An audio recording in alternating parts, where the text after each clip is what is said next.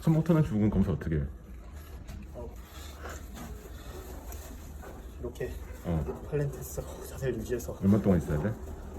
30초 이상. 안녕하세요. 양닭입니다. 오늘은 목 디스크로 흔히 오진하는 손목 터널 증후군에 대해서 알아보겠습니다. 이 사진은 목 디스크에 의해서 나타날 수 있는 어깨 통증과 팔 저림, 손 저림을 나타내주고 있는 사진입니다. 마찬가지로 목 디스크가 없는 경우에도 우리가 손이 저릴 수가 있는데요. 그래서 간혹 손목 터널 증후군을 목 디스크로 잘못 오진하여 치료받는 경우가 있습니다. 손목 터널 증후군이란 우리 손목의 왼쪽 사진에서 보시면은 우리 손목에 터널이 있습니다. 이 터널 안에 신경이 지나가고 있고요. 그래서 이 신경이 터널에서 눌리게 되면은 오른쪽 그림과 같이 첫 번째, 두 번째, 세 번째, 네 번째 절반의 손 저림과 통증이 나타날 수가 있습니다. 그러면 터널 안에는 어떤 구조물이 있냐? 먼저 힘줄이 있겠고요. 그리고 이 힘줄들이 움직이는데 지지해주는 역할을 하는 횡수근 인대라는 것이 있습니다. 이 손목 터널 증후군 증상을 유발하는 신경, 우리는 이름을 붙여서 정중신경이라고 하고 있습니다. 정중신경은 사진에서처럼 우리 팔의 정중앙, 한가운데를 가로질러 내려가는 신경을 정중신경이라고 합니다. 정중신경은 손목에서 하얀색 두꺼워진 인대에 의해서 눌리게 되면은 손목 터널 증후군이라고 이야기를 합니다. 그럼 어떤 증상이 있느냐 살펴보면은 가장 흔한 증상은 앞서 말씀드린 정중신경이 담당하는 감각 영역에서 심한 통증이나 저림 등을 나타납니다. 보통은 초기 증상은 감각 이상이나 저림을 호소하게 되고 시간이 더 지나서 방치하거나 치료를 받지 않게 되는 경우에는 사진에서처럼 엄지손가락을 담당하는 엄지두덩근, 이 엄지 근육이 점점 빠지게 됩니다. 왼손처럼 도톰한 것이 정상이지만 정중신경에 눌려서, 즉 손목 터널 증후군이 있는 환자들 같은 경우에는 심한 경우 이 오른쪽 근육이 말라서 내원하는 경우가 있습니다. 주요 증상들은 이렇게 표현들을 합니다. 손가락 감각이 무디고 저리다, 혹은 손가락을 바늘로 찌르는 듯하게 따끔따끔거린다, 혹은 손끝 감각이 떨어진다, 저녁에 손이 저려서 계속 손을 털면서 잔다, 그리고 손에 힘이 가끔 빠져서 물건을 놓치는 경우가 있다, 그리고 언젠가부터 엄지 손바닥에 이렇게 근육이 마르기 시작한다, 혹은 이렇게 섬세한 손동작을 하지 못한다 등의 증상들이 나타날 수가 있습니다.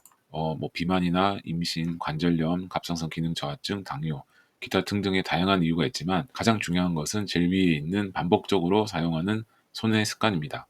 따라서 직업이 가장 중요하게 되겠고요. 이 횡수근 인대 아래쪽에는 힘줄과 신경이 지나가게 됩니다.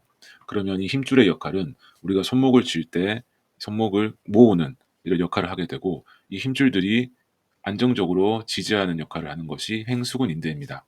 그럼 우리가 손을 자주 쥐었다 폈다 혹은 손목을 구부렸다 폈다 하면서 손을 쓰게 되면은 결국에는 이 힘줄들이 많이 움직이면서 실제로 이 횡수근 인대의 역할이 커져서 이 인대는 두꺼워지게 됩니다. 그럼 이 두꺼워진 인대에 의해서 정중신경이 눌리게 되고, 이 정중신경은 다시 염증이 생겨서 손저림과 마비가 나타나게 됩니다. 주로 우리가 경험하게 되는 직업인들의 공통점은 손과 손목을 자주 사용하는 일을 합니다. 예를 들면 제조업을 하신다거나 혹은 수상가공업, 주부, 청소직, 사무직, 컴퓨터라든지 기타 요리, 혹은 악기를 다루는 분, 그리고 외과 의사에게도 잘 생긴다고 되어 있습니다. 진단 방법에 대해서 말씀을 드리겠습니다. 진단 방법은 크게 세 가지가 있습니다. 우리가 진찰, 첫 번째로 진찰, 두 번째 초음파 검사, 세 번째 신경 근전도 검사가 있겠습니다. 손목 터널 증후군 검사 어떻게 해? 어, 이렇게 어. 팔렌테스 자세를 유지해서 얼마 동안 있어야 돼? 30초 이상. 그러면 목 디스크는 어떻게 구분해?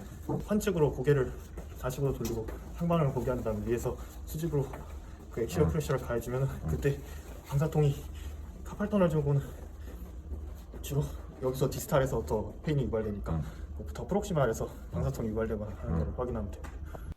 정리하자면 손저림 유발 검사는 손목을 90도로 꺾은 채로 사진과 같이 손등을 마주보고 30초에서 1분 정도 유지를 해서 이 손에 손저림과 통증이 생기는지를 보는 검사이고요.